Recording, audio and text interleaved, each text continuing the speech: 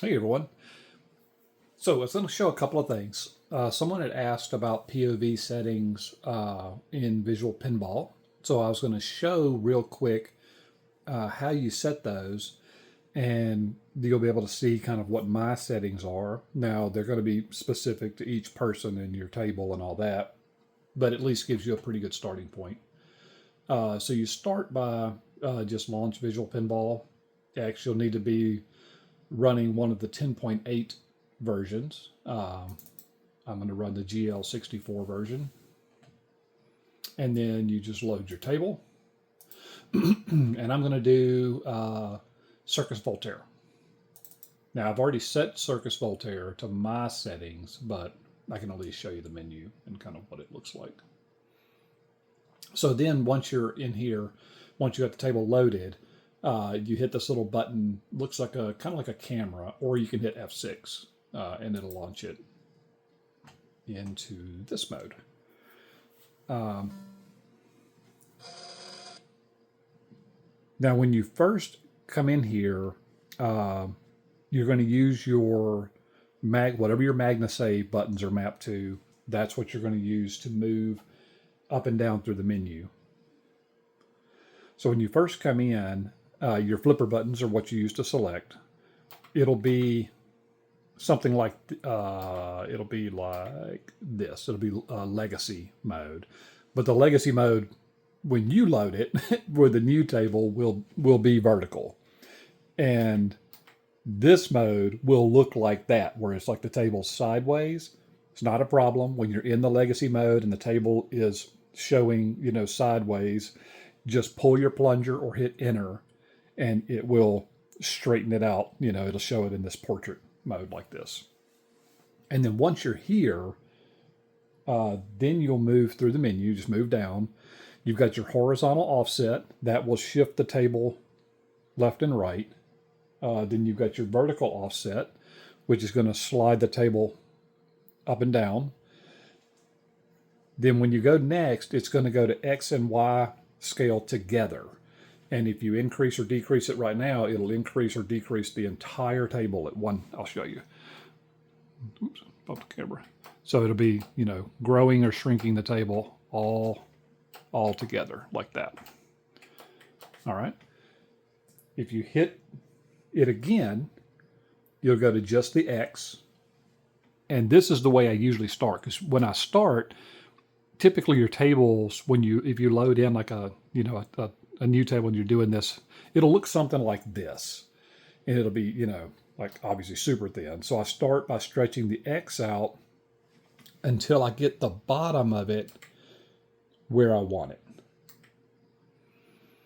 So what I'm usually looking for is at the bottom down here, I want to get where my plunger is kind of on the right side, and get my, where my cards and stuff are kind of, off on the left a little bit.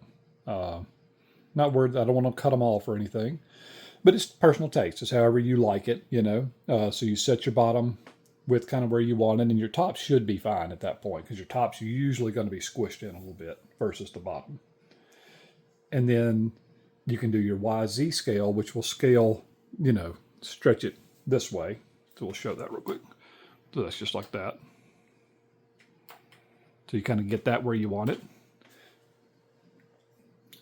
And then you've got this table top. So it's window top Z offset. That's going to like tilt it down like this. So it's going to take the back of the table and shift it up or down. So we can either drop it down into the table or we can pick it back up. All right. And then this bottom offset is going to bring the flippers up towards you or push them down away from you. So larger numbers is pushing it away or pulling it back up to you. Somewhere between like 5 and 10, or more like 5 and 8 seems to be good to me. But it just depends, again, on your personal preference, like where you want that to be. But mine is set to roughly around 7 on this particular table. And then player X, you'll probably never move. So the player settings are going to shift your perspective versus the table, right? So all the top ones, the window ones at the top, these are all controlling the table within the frame. The player X, Y, and Z are going to shift your perspective.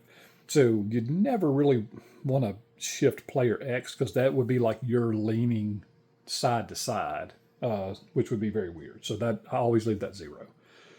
The player Y is like roughly how far back or leaning forward you are. So it's like where your head is, you know, forward or back. So I'll show you what that does.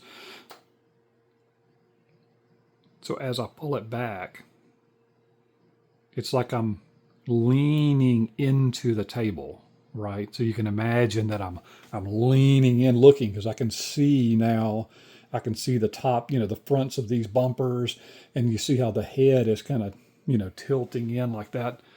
So if I push it away, then I can start to see like I'm back behind the table, you know, and I can start to see the like this edge of the bumpers, and you can see, well, there's no real pop bumpers, but you can tell by the head on the Circus Voltaire. And that one, around 15, seems to be really good to me. And then player Z is your height. So about 80 centimeters off, you know, the table, I guess is what that's indicating. And you can adjust that, and they'll kind of see how it's kind of squishing, or, you know, because I'm moving away from it. About 80 seems to be pretty good for me. But you can do that to all your tables in 10.8, and it gives it a really nice look. Like it, I mean, this table was greatly improved by just coming in and tweaking those settings out a little bit. Made it look a whole lot nicer. And once you're done, don't forget, when you're done, you need to press 1. And when you press 1, it will save your POV file, and then you'll have a POV file. Then once you save that file, then you press Q 2 times, or 3 times, excuse me, Q 3 times, and that'll exit, and you'll have a POV file that's saved in with your tables. I'll show you that real quick. So wherever you store up, my table's all here. So I've got my Circus Voltaire table. I've got my Circus Voltaire INI file. That's my POV file, my configuration file. And then I've got my direct, my B2S file, which is my back glass, and my full DMD file. And that's it. And since we just worked on Circus Voltaire, now I didn't save that because I'd already saved mine, and I kind of messed around with it a little bit there. And I'm looking at it from an odd angle because I'm looking around the camera, so I wouldn't want to set it that way. That'd be a little weird. But we'll take a look at the table itself. This Circus Voltaire table is really fantastic.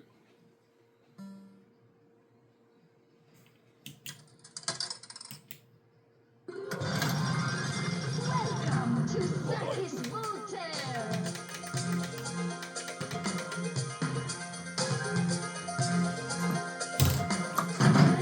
Step right in.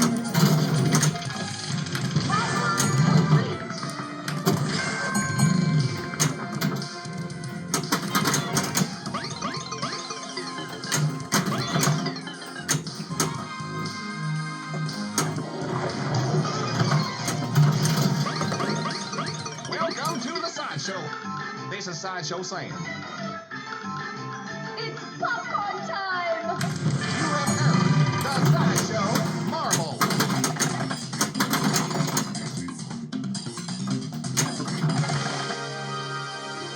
I am the Ringmaster. Defeat me for the Ringmaster Marvel.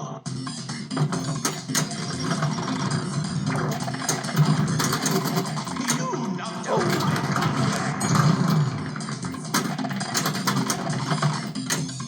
You've trained animals well. Oh, Let's review your circus ability.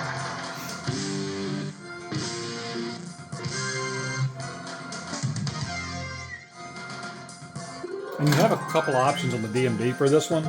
Since the DMD is like in the back of the table on Circus Voltaire, I used the full DMD option that doesn't have a DMD. You can double it up if you want, and you can put a DMD up there as well. There's options for both.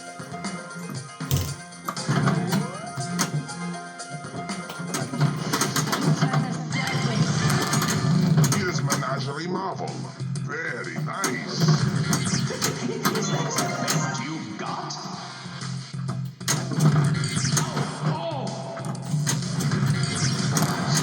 All right, we got him lifted.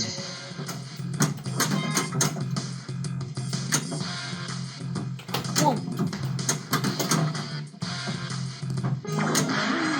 All right, let's see if we can get him here. Oh, jumped over it.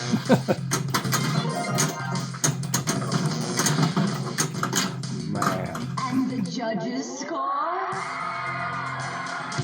Oh, the judges were happy.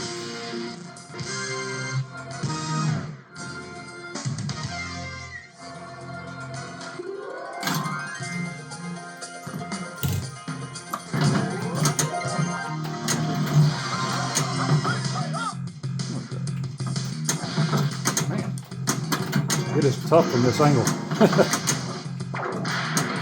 Down, Simba. Whoa. Man, look at that.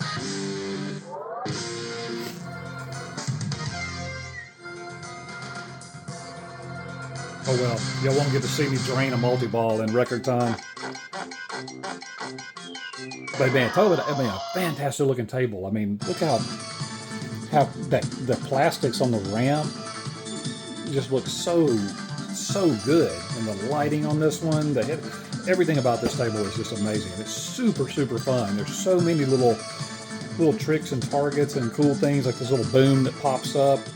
And of course the ringmaster head lifting up, and then you get the ball in there, and there's like there's at least 2, maybe 3 multi-ball modes. You hit up this ramp, and there's a magnet up here that'll catch the ball, and it'll load them into this little chute right here. You get 3 in there, you get a multi-ball that way. There's, like I said, the ringmaster multi-ball, that's two-ball multi-ball. So just super fun table, so definitely recommend setting this one up. And this one's also available in FX3, and I believe it's in Pinball FX as well. And I do have it in FX3. I guess since I have it in FX3, I'll show it. So this is VPX. So let's get out of there.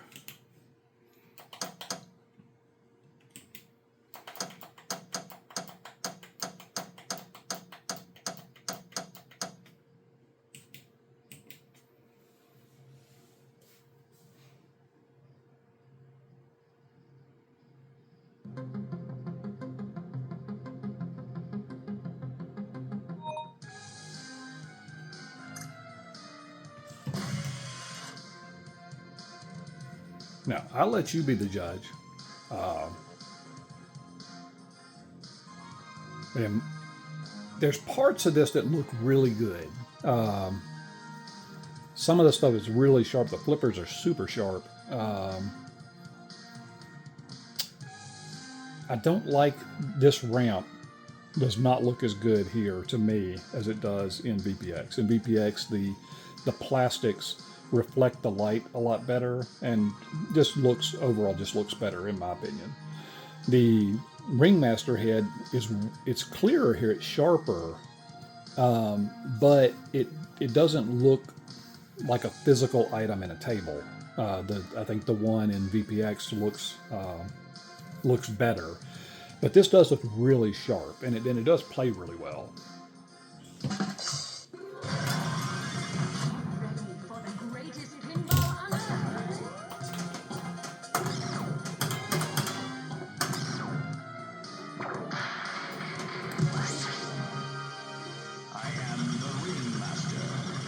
The Pinball FX1 tables, or FX3 tables and FX tables, they feel a little more arcadey to me than the VPX tables. Oh shoot!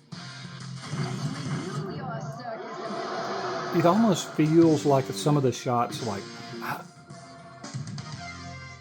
it's like it's gaming the physics a little bit to make some of the shots easier, or it catches a little, you know, easier.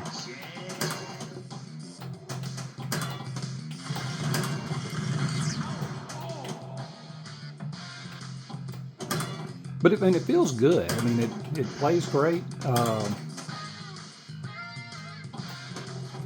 If this was the only version I had, I wouldn't feel like I was missing out on anything. Oh, And the judges I suck at pinball anyway, so not like it matters. But flipper response is really good. Table feels good. So yeah, they're both nice, but I do prefer the VPX. The VPX to me just looks more realistic. Looks like I'm looking at a real table. So anyway, all right. Well, I hope that's helped someone get your, you know, settings tweaked out in VPX, and a little comparison of another pinball FX table versus a VPX table. Y'all have a good one. Bye.